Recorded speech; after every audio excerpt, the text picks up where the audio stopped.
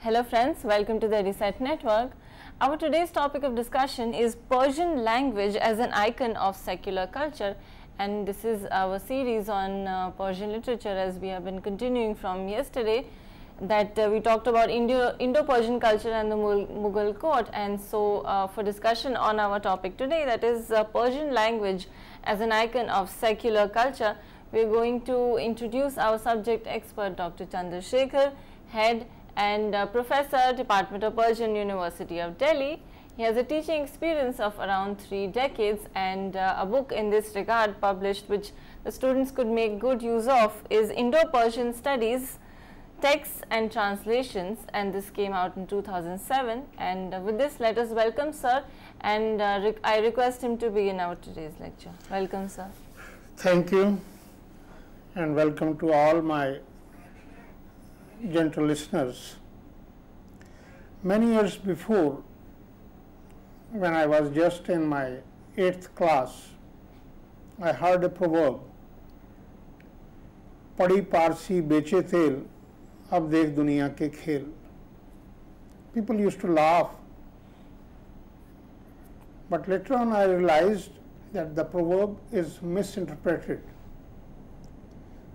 Word Parsi was not used for Persian language, but for the Paras Pathar, the Paras stone, the touchstone, the valuable stone, which was used to be used as a weight by different shopkeepers,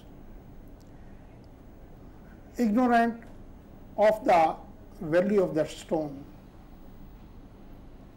So proverb says that people are ignorant of a valuable thing and they use it as a weight.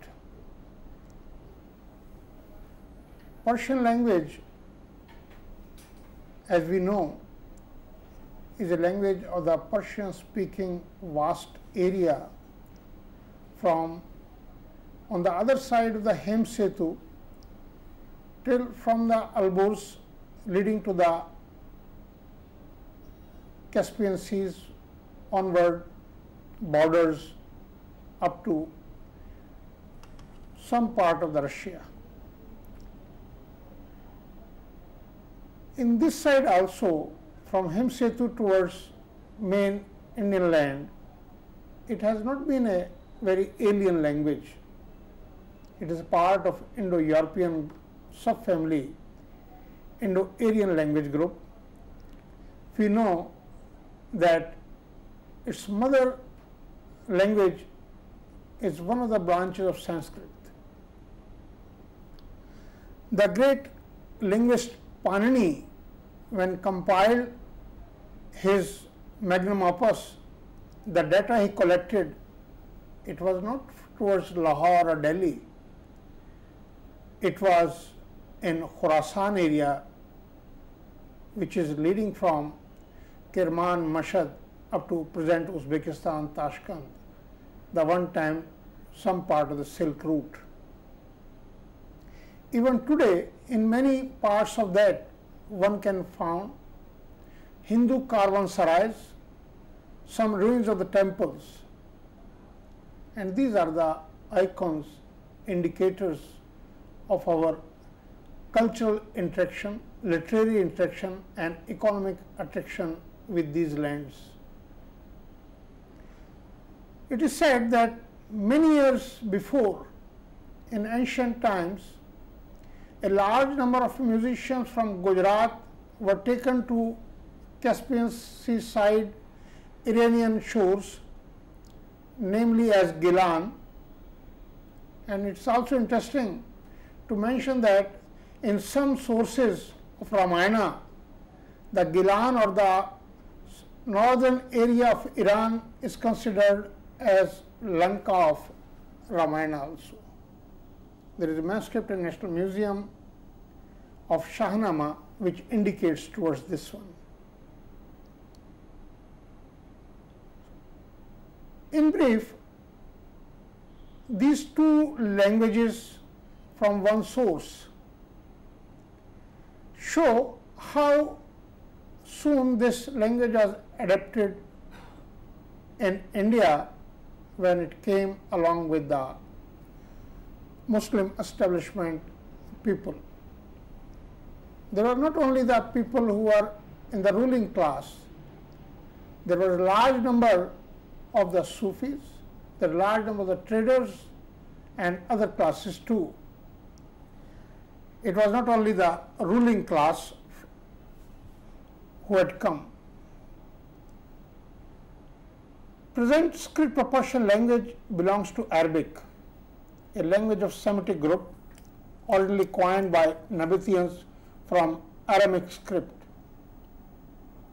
After establishment of Arabs, Arabic script was adopted for Pahlavi, the former language of Persia till 7th and 8th century, and consequently many changes occurred in the new language known then as Dari language, that is language of Darbar, a court.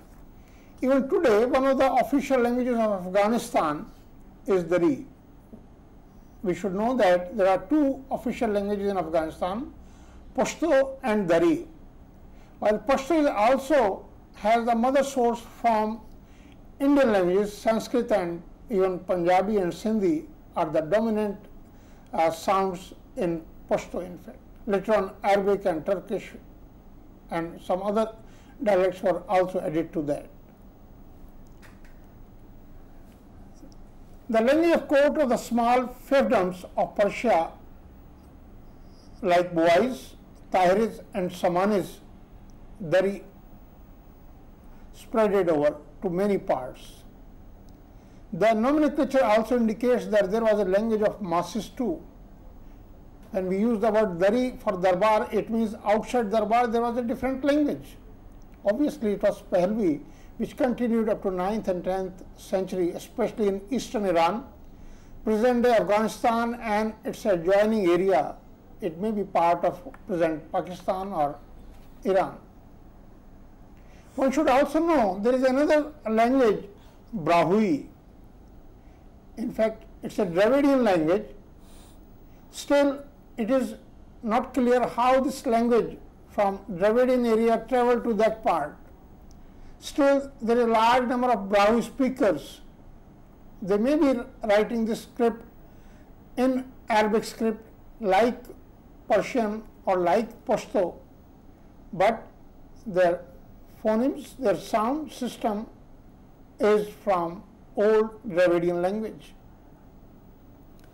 The newly adopted script for Pahlavi was not adequate, as some sounds of Pahlavi could not find suitable letter forms also. There are 28 letters in Arabic, 4 letters from Persian origin were added to that, that is Pa, Cha, Ja and Ga.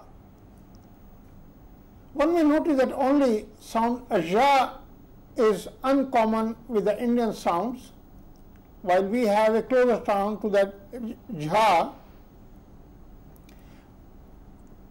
Rest 3 are very common in our own sound system, which were uncommon in Arabic, and this is the reason many Persian words beginning with Cha or beginning with Pa were arabicized with Ba or Ka. Like there is a word Gurgan, when it is arabicized it became Jurjan, or like Gilani became Jilani. These are natural courses in any language. Arabs had arrived in Makran, Sindh province, as early as in 7th century. There were Persians too in the Islamic forces of Arabs, but it was Arabic which got prominence in that area, as Chachnama, a translation of Minhajul Masalik, written by Khaja Imam Ibrahim, suggests. Mahmud Ghaznavi, who in the name of Islamic Crusader attacked Greater India frequently in 11th century, could not establish a longer survival state, and consequently his offsprings Masood Shah Ghaznavi III established his court at Lahore after pushing away from their original place, that is Ghazna, by the Ghurid forces led by Mahmud Ghori. After just 17 years, Muhammad Ghori devastated the last surviving Ghaznavid kingship at Lahore and established his own dynasty with help of his own slaves. They were more interested in establishing their own empire in comparison to Mahmud Ghaznavi. They arrived and also brought their language and culture. When we say their language and culture, in fact, their language was not mother tongue as a Persian language. Their mother tongue was Turkish. But the language of the code, language of the culture, language of the governance was Persian in fact.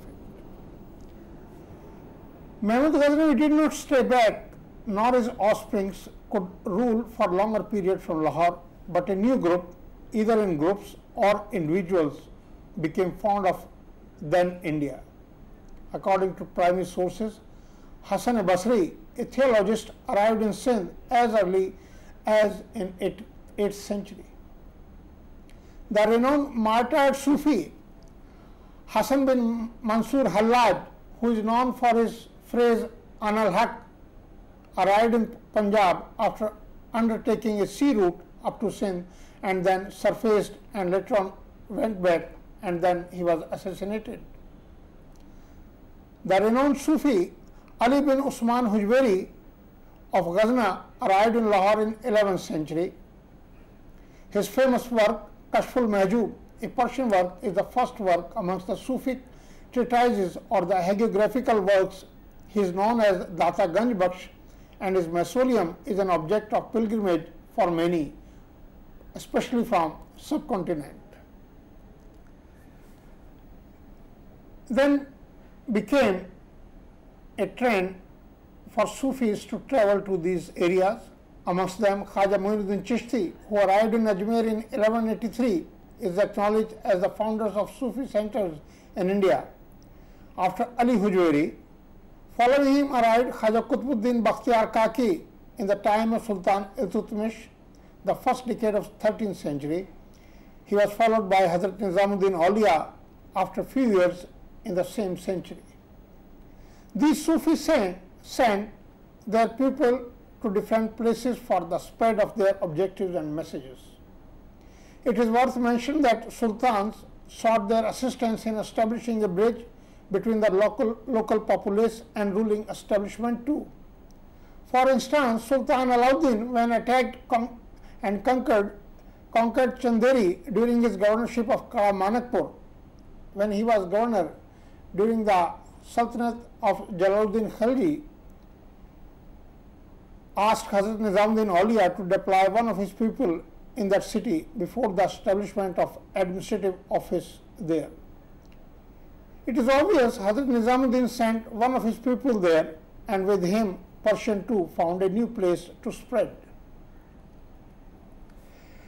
As stated above, the arrival of Sufis and their establishment created a rapport between the newly arrived Muslims, nobles and plebeians both, and local populace, Hindus and newly converts. The last one remained the speaker of their mother tongue. The Sufi belonged to various schools or sects, created an harmony amongst various groups. It was their presence that paved the way for the emergence of Bhakti movement too, a reformist movement within Hinduism to mark it, as there has been always a scope of reforms within it. If on one hand Persian was gaining popularity due to Sufis and other governing offices or the ruling establishment or the literati who were in court and outside the court, they also popularized Hindi through the usage of it in their sermons. They may be using it to convey their message to Indian masses for better understanding. The style of Sufis, according to Momin Mohiuddin, is direct and devoid of rhetorical artifices, a common feature in literary Persian. According to Professor Mujib Rizvi, the arrival of Sufis initiated a dialogue between them and the Nath Siddh Sahajbani saints. Acharya Hazari Prasad Dwivedi also opines the same by saying, they were watering a dry land which had not seen the external force to push through a new discussion. They were endeavoring to grow new kind of flowers in the barren land by the sermons of love and harmony. A new social fabric was structured which had freedom to interchange the ideas, which was also cleansing the locked minds. These ideas were recasting man into human being. The tool was the language. It was not the weapon which brought the masses and people of different thoughts on a single platform. Amir Khusro's Hindi poetry, even people say it is attributive, has all these messages. On one hand, Persian entered into the masses' language through Sufic centers, and on other through royal court. Arabic remained only for the religious affairs. For the Hindi speakers, it was easier to adopt Persian because of its Sanskritic affinities, while Arabic, despite its Sanskrit-like systemized grammar, could not become popular amongst the masses. Even for Muslims, especially the converts, Arabic was just for learning at heart the Holy Quran only. If they had to understand its meaning also, Persian was the medium. Persian was pronounced, and according to the standard of Turfan, and in the same manner, Indians started pronouncing it as written form. For example, word khab is also pronounced khwab or khwahish as khahish, both as per the written form. In many cases, we couldn't find even the equivalents of each other, and we used the same. A very common word, hasrat, has the different shades, and we do not have any equal to that in our own Hindi language.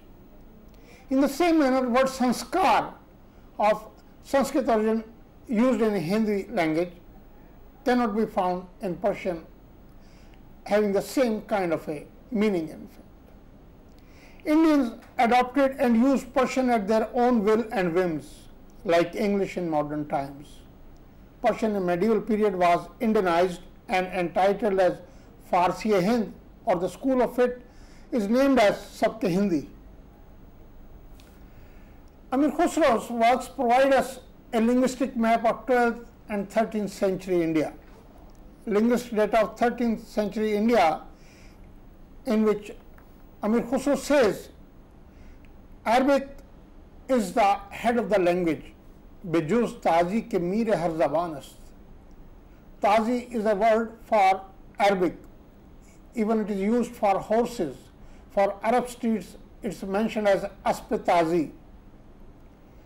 And he says that this is a language which rules over all other languages. One may not agree with Khusro's opinion. There may be some compulsions for him to say this kind of a statement. But he also informs that Hindi is superior to all other languages in one way. It may mention that Amir Khusro in his works has mentioned word Hindi sometimes for Sanskrit also, and Eliot's error led to believe all people that there is a comparison between Arabic and Hindi. Those who know Arabic as well as Sanskrit know both are purely systematized grammar languages. There can be a comparison between the grammar of Sanskrit and Arabic, not between Arabic and Hindi. Amir Khusro used in that context word Hindi for Sanskrit, not for Hindi or Hindi language, and great scholars even like Amrit Rai in his Divided House made this mistake on the basis of Eliot's version. In other Masnavi, Nosper, he explained Hindi as a language of common man. This is what Sufis had left felt, and they absorbed innumerable Hindi constructions and phrases in their sermons so that masses can understand their message more transparently. He gives nomenclature of the languages of then India in different regions. He informs that Sindhi, Lahori, Kashmiri, Koveri, Dhursamundri, Telangi, Gujri, Mabari, Gauri, Bengali and Awadhi, and dialect Delhi for Hindi spoken in and around Delhi, are in vogue in his time. With the assimilation of Persian, new dialects, or due to the usage of Perso-Arabic script, new languages were also coming up in that period. Kashmiri, Sindhi, and later on Urdu or its southern form Deccani came into existence. Even Persian is called mother of Urdu.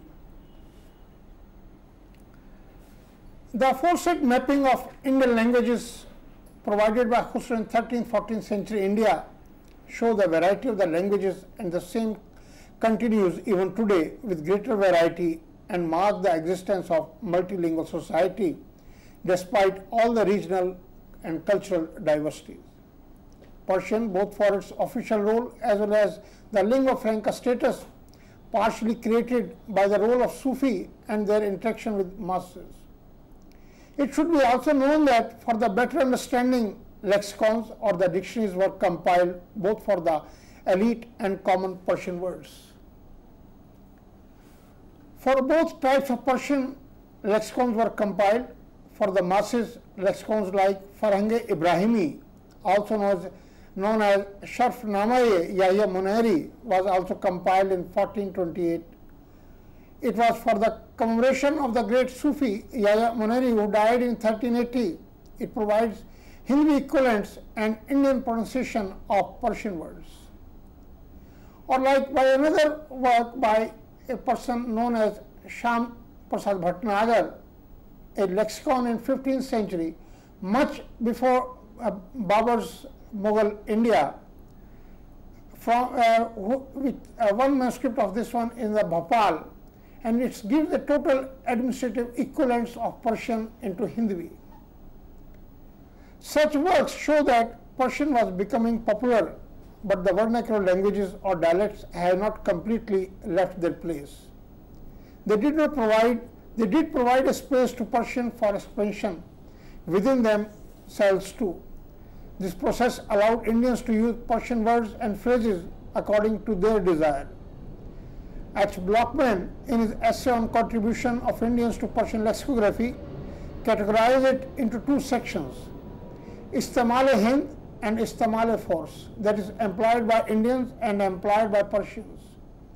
Even the changes occurred in spelling, form, meaning and construction, and it led to Sabte Hindi as a distinct style from that of Persia. Farhang-e-Khawas, compiled by Fakhruddin Mubarak Ghaznavi, Khawas in Khalji period has many Indian words from Abhransh and newly emerged Hindi. This reflects the development of both the languages, downfall or decadence of one or the rise of another in the period of expansion.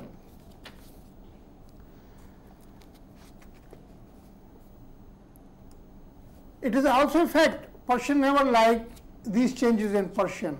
In 17th century, Munir Lahori defended this change and even challenged Persians for the better poetic skill display, and 18th century Khan Arzu confronted Hazin Lahiji for the linguistic changes made by the Indians into Persian. Khan Arzu, the author of Musmir, a work on historical linguistics which was also a source book for William Jones for his new thesis, provided a full view of close affinities between Sanskrit, Pahlavi and Persian. He had a group of people who all were men of pen and thought. Amongst them, many were known Hindu writers and poets. Tejchand Bahar compiled the famous lexicon Bahar-e-Ajam, a voluminous work which became source for famous Persian English dictionary by Stengas, published in late 19th century. Another people was Anandra Mukhlis, a courtier of Muhammad Shah, compiled many works in Persian, including an encyclopedic dictionary known as Miratul Istilah. In this work, he explained that one of his uncles was known for his mastery on coining the Hindi equivalents for Persian words. Coining of equivalents of vernacular terms and words of Persian words and phrases has been a common feature in medieval period. The trend in compiling the lexicon reflects the mass usage of Persian in different spheres by the various classes of the society. In 1389-90, attack of Taimur on Delhi and the massacre created a vacuum in the ruling houses. Consequently, new centers of imperial power, Malwa, Jaunpur, Gujarat and Deccan came up. Despite all decadence, Delhi had not lost its complete sheen. Jamali Kamali, a renowned Sufi of 15th century, and Abu Ali Kalandar Panipati got prominence in the Sufi Indian world. The first one is known for his works on Sufi philosophy and also close interaction with Jami of Herat, a renowned poet of 15th century. Abu Ali Kalandar Panipati met other renowned poet, philosopher of the same period, Maulana Rum, who is known for his Advaitwad or Vedatul Wajud concept. He is the only Indian Sufi, Abu Ali Kalandar Panipati, who met the great saint, that is Maulana Rum. The works of both these are not only in simple Persian as well as decked with Hindi phrases and words. According to one anecdote, Jamali went to meet Jami at Herat. He was not well dressed and had only a wrap around his waist in the form of a lungi. Jami, who could not recognize him, asked whether he knew any words of Jamali, as Jamali's popularity had reached already beyond the borders up to Tajikistan and Uzbekistan and Persian speaking regions. Jamali recited the following verse, which are a number of the Hindi words. Do se gaz ki boria wa pustaki, dil ki purze dard dastaki, lungaki zero lungaki bala, means a wrap in the form of lungi at the downward side and one on the upward side. Ne game dost, there is no fear of it being stolen. Ne game kala, kala means goods. Means these simple clothes cannot be stolen, cannot be taken away by thieves. In Qadr bas babat jamalira, ashike rind lau walira. We know the word ashik, we know the word rind, we know even the lau wali means the careless person. Such a simple Persian adorned with Hindi words were the source of messaging. The language is simple, so the character of the poet philosopher can be understood.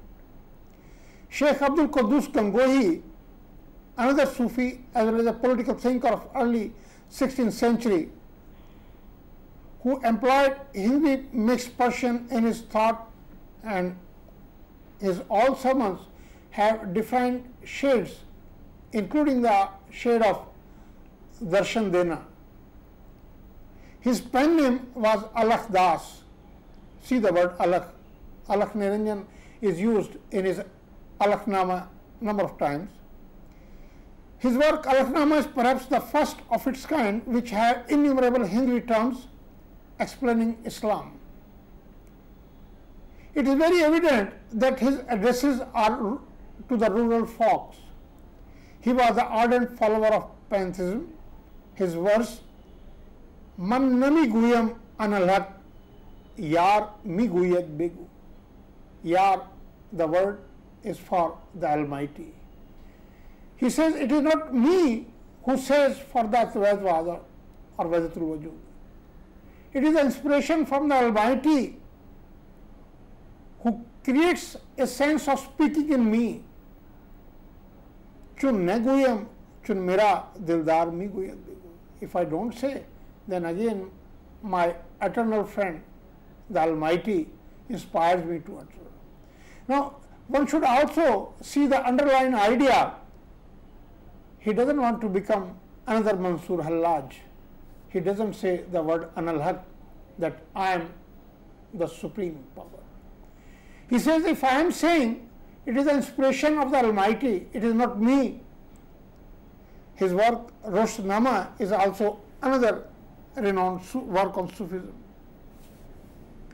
Till the first 2 decades of 16th century, for the political instability and lack of vision of the then Sayyid and Lodi kings, for the expansion or even for better positioning of Persian, a state language decadence emerged. A state of language decadence emerged. Pathans were more closer to Hindi and thus paid less attention to its expansion. Even in present-day Dari or Pashto of Afghanistan, words like khidki and sadak are very common, and this is the reason that the Afghan traders frequently visit India, and they roam as easily in any city of this country. We know number of anecdotes, even the films made on them.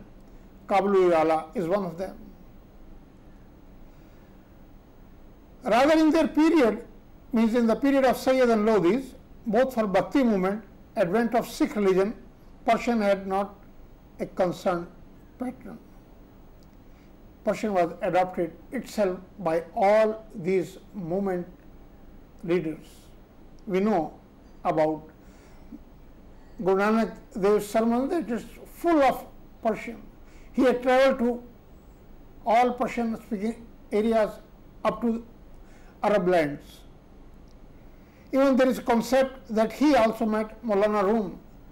There is an inscription in Istanbul, in fact, which is not correctly having word of Guru Nanak, but has something else. But people believe that this is an inscription in his memory when he visited Maulana Rum's mausoleum at Konya. It was Mughals who again re-established the near lost sheen, and the rest is known as Persian, and its Persianate found a new pattern and declared many promotional vistas for Persian at the Mughal court. During Bhakti movement, as well as Guru Nanak Dev's sermon period, a new wave of assimilation can be noticed in view of language affinity despite different structures. One may observe the common thoughts in Kabir and Maulana Rum as well as Guru Nanak. The flow of common thought carries more credit for the employment of a specific diction of a language which is spoken as a language of plebeians and locals. Persian remain at the helm of affairs, but also allowed to grow vernacular languages. These kind of the movement didn't stop at the end of Bhakti movement. It continued. We know about the Prannathis or the Radha Swami groups. There are many centers emerged either in Gujarat or in Bengal or in Deccan. We know about Khaja Gesudaraj, the kind of message he spread. Persian and Deccani, or the Deccani, became a new form of Persian mixed with the Kannada, Marathi and other languages of that adjoining area. Radha Swamis, who started from late 18th centuries, even today have centers at Beas, in even Delhi, Agra, and earlier they had at Kanpur also. All the works of their masters have a lot of Persian sayings. They are full with the poetry from Maulana Rum, Sheikh Hattar, Sadi's proverbial language. Even they translated many of these works. The amalgamation process, or putting Persian as a lingua franca loaded with innumerable direct translations of phrases and proverbs of vernacular languages, also caused two major factors: preservation of ancient literature and expansion of the language. When we say preservation of the ancient literature, the literature was not just the poetry or the prose.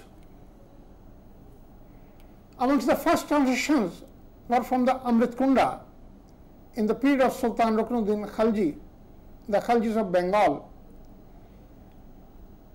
It was translated for transmitting the contents of Hindu darshan to the Islamic theologians who want to know what is that darshan is.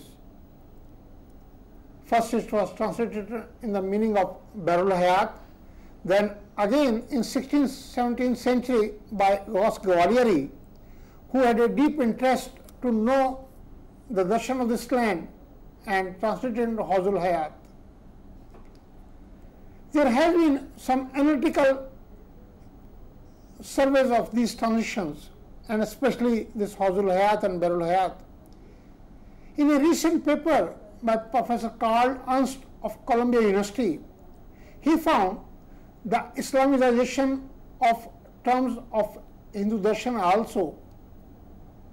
When we say the Islamization, that is the terms which are available in the scriptures of Islam and their equivalents or the near equivalents.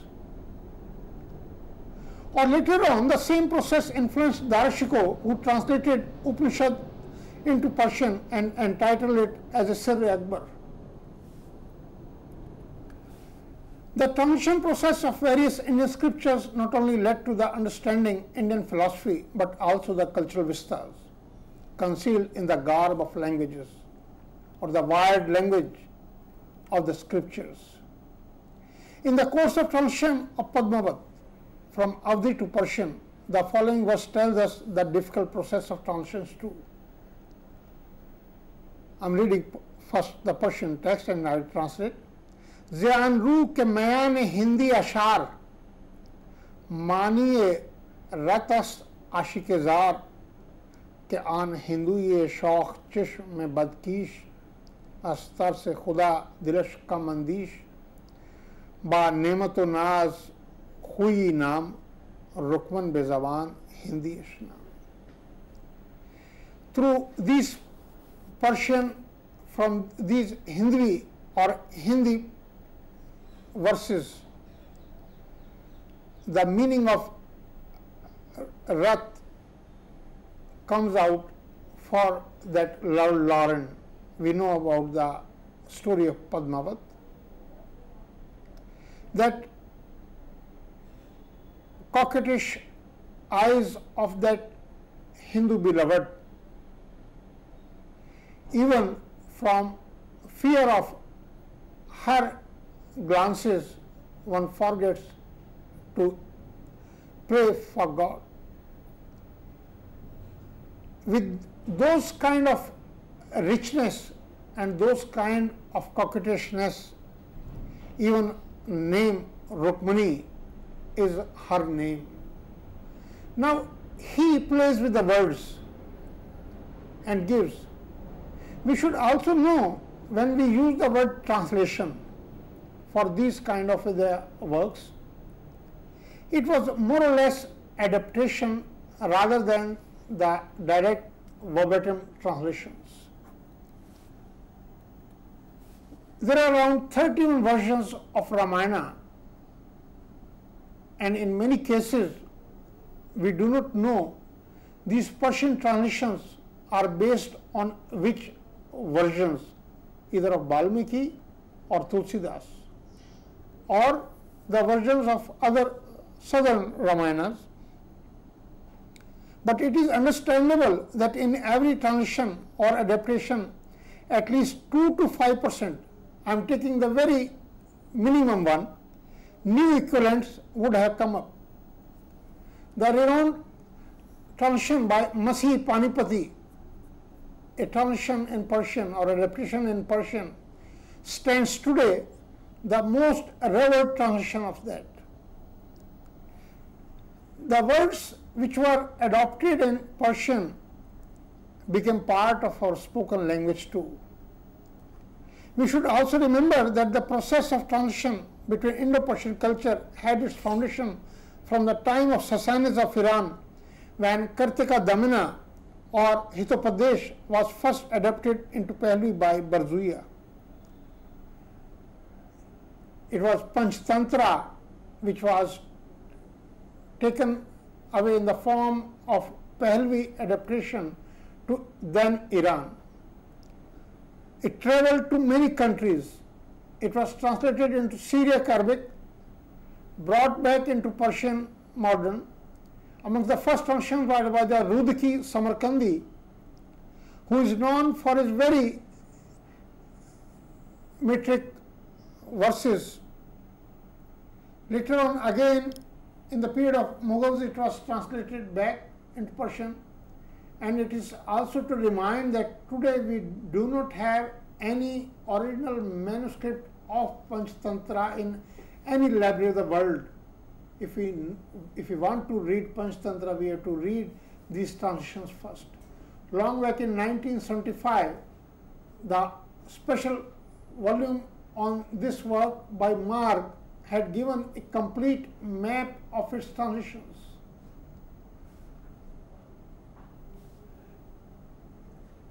There are many other translations, not only from the Sufic treatises. We know Sufis wrote directly on that. Many Hindu writers of Persian, according to Momin Muhyiddin, particularly those who are working in the office of Darul Insha, the honest style of Persian writing, they worship it as a deity. The labor they put in this kind of the ornate Persian made them popular as the munshis, a term even today, though with some kind of a decadence in perception only for clerk, while it has a very elite word for a person who knew a very good letter drafting. And those who know the accountancy system known as a CEC, they were highly admired officers of Mughal India, and majority of them were the non-Muslims or the Hindus. The renowned Munshi of Darashikoh, Chandraban Brahman, a renowned poet also of that time, was a great Munshi and excellent Insha writers of that period. A large number of translations of the astronomical works, like in the CEC-UGC or the astronomical tables, are worth mention. Zij is a word for the astronomical table. It was not only the coins or the khutbahs which is adopted by various emperors to mark their name on the canvas of the history. They also promulgated their own regnal years. We know about the Ilahi calendar established by Akbar. Long back in Seljuk period, Umar Khayyam, who is only known for his quatrains in world, he was a mathematician, and he prepared a calendar known as Maliki calendar. Later on in Amir Taimur's period, his own son Olok Khan, who also established an observatory and even today stands in Samarkand, known as Zij Olok Khani, became a kind of a main source for another calendar or astronomical tables. On the same pattern, in 18th century, Raja Jai Singh made another astronomical table known as Zij Muhammad Shahi, which has its best manuscripts at Red Fort Archaeological Survey Museum, City Palace Museum Jaipur, Khudabakhsh Library Patna, and others. The equivalents which were coined for these Panchang system or the Aziz also helped Persian to go deeper into various sciences. It was the transmission of knowledge of the different sciences, and Persian was merely a tool.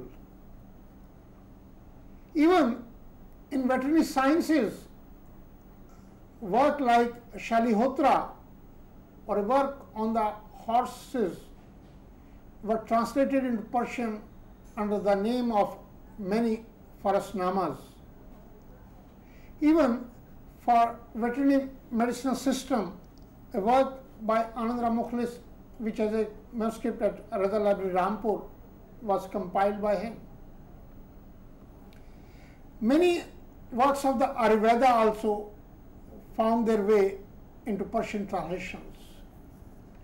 Even in Abbasid period, many Veds were taken to Baghdad.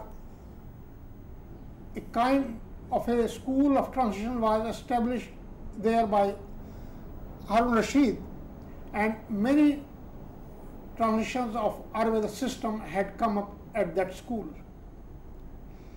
These all translations, as I mentioned yesterday, including the translations on Shastriya Sangeet into Persian, paved the way of a new language.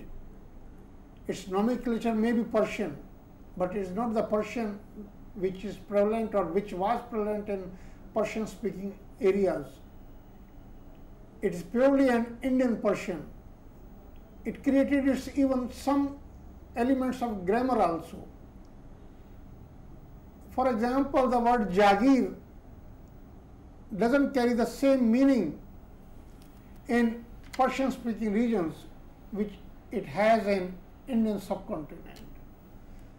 So Persian became not only a lingua franca, became a language of masses, it became a bridge, and in short, in the course of almost 8 to 9 centuries, Persian traveled like river water from one center to other, and people tasted its water and absorbed it in their own languages, in their own blood, in their own veins, and it flows.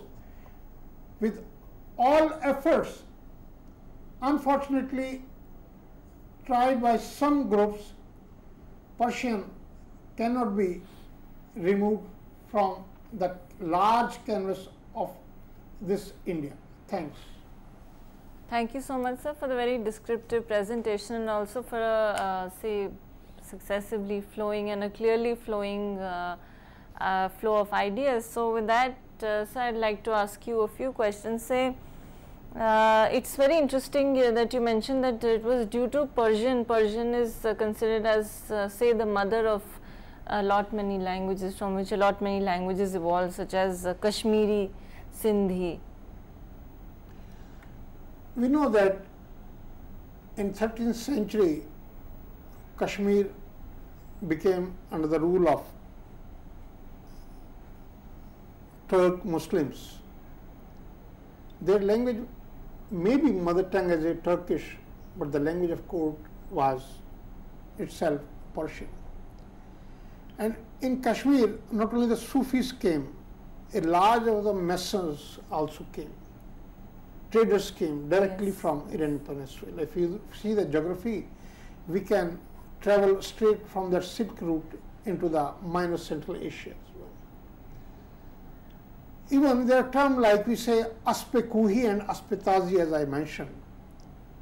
Aspekuhi, those horses which were brought from the surface area from Tibet and Kashmir. Right. While the Aspetazi, the Arab steeds used to be brought by the sea route, in fact.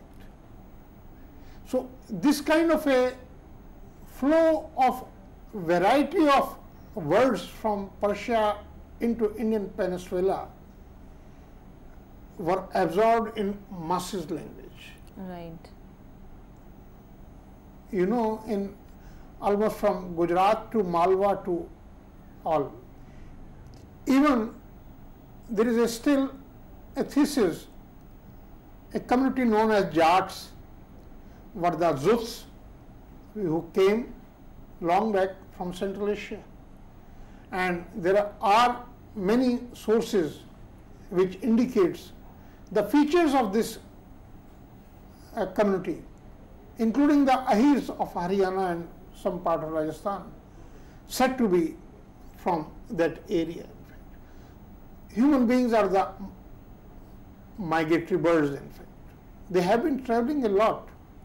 Even the word Magad Pradesh, according to one Iranian Indologist, it is said to be Mogh Pradesh. Mughs were a community which were thrown out by the Iranians, and they were asked to establish themselves in Gujarat, And it is said that later on from Gujarat they traveled to Malwa and from Malwa to Bihar side. It may be an hypothesis. There may be agreement and disagreement on this thesis, but it is in the debate. And these debates have some basis always, as I said about the Azuts and the Hirs. Persian is just a medium. Usually it is considered that Persian is only a language of Qawwali and a ghazal. It is not so. Right. And a lot of great literature has been written and also translated into Persian. Yeah. Yes, as you had mentioned, a number of translations, even adaptations of Ramayana and Mahabharata that were done into Persian. Almost every field I mentioned you, almost every technical aspects even. You can find, as I mentioned, even for the making of the different conventional armaments, you will find that these are translated. And it has been vice versa also. You will find works in Sanskrit explaining the various ideologies of the Sufi saints. Right. You will find even the Islamic philosophy or the tenets of Islam are explained in Sanskrit. Right. It is not only one way, it is the other way also. Right. But we have focused more on Persian translations, lesser on the translation of other ones. Other ones. Right. There have been lexicons from Persian to Sanskrit as well as Sanskrit to Persian. Yes, definitely. Sir, you mentioned Persian and Hindi as another language, but we could not, of course, talk more about it because we were concentrating on Persian. But sir, was the language as important, Persian and Hindi? I gave an example from Khusro, who says that Hindi is a language, has more scope of absorption. It is a known fact, any language of the plebeians especially, lesser of the elite or lesser of the only scientific or lesser of the literary, it has more scope to absorb the words of other language. It just borrows. Today we have borrowed a number of the European, especially English language. When we say like, wo tensaya hua hai, unknowingly when we coin these words, adding some prefix or suffix. Right. And these become more popular. We know the word rail is more popular, is known by everyone than the terms for rail which were coined by one of the government agencies. So masses go for a word which are easily pronounced. They don't care a word how they are pronouncing. They care more about the easy pronunciation of a word. As I gave mention of examples, words of khahish, the word is pronounced as khwahish. Yes, sir. No one cares whether the correct word is khwahish or khahish, khwab or khwab. And we know, and in majority of the Hindi belt, the pronunciation, because sound of z and j are non-existent in Sanskrit and Hindi language. So wherever the word za is to pronounce, people think no, ja is better, and they can make jalil, which is for grandeur, as a zalil. Yes. So these are kind of a thing which are common factors in the plebeians language. Right. Of course, then we see, as you said, we can see what is more convenient and then we try to use that instead of what may be the right form. Absolutely, sir. And so you said that Dari was a language of court and Persian was also the language of court. Then what was the language most commonly used by the local public? In the initial period, when Pahlavi was given Arabic script, and we should also know that present Arabic script, which has a dot system and the same was borrowed in Persian, was also created by the non-Arabs, especially the Iranians. If you see the earliest manuscripts of Arabic, it was not having any dots.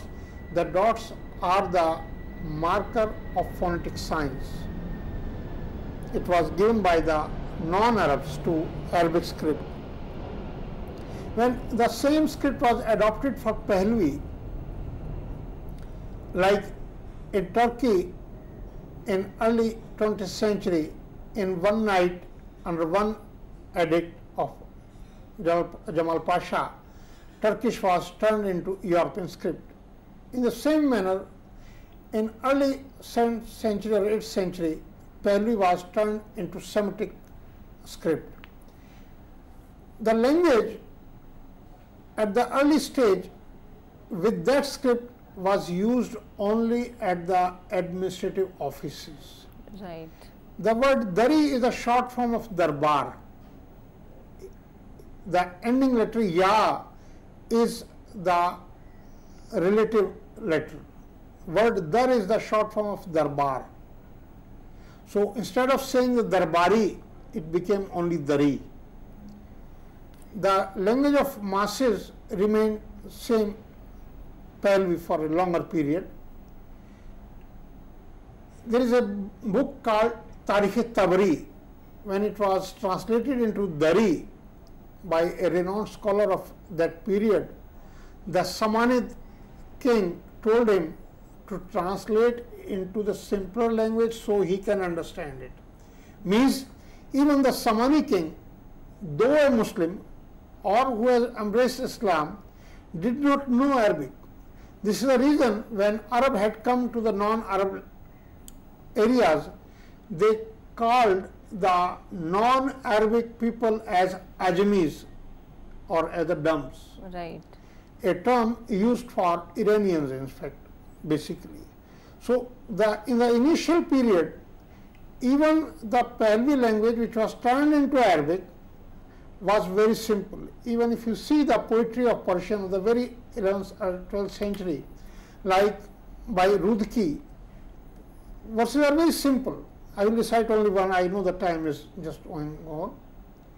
Buye, Juye, Mulian, Ayad Hami, Yade, Yare, Meherban, Ayad Hami. See, he is using the word na sound, mo sound in almost every first or second word. The message is very simple, that the fragrance of the Mulian river is coming.